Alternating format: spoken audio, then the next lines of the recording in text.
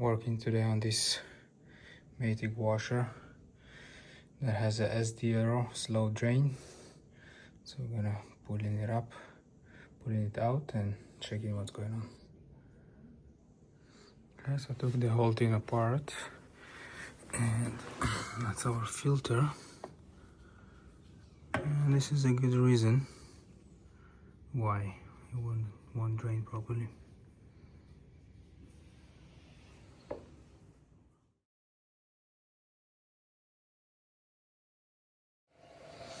Okay, so put everything back. Now I'm just gonna run a test and check for leaks.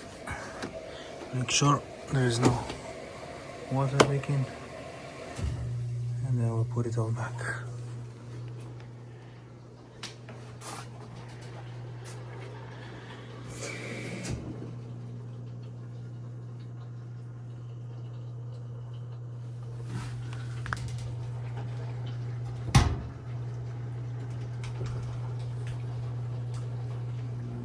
So everything put back together, tested, and there's no leaks.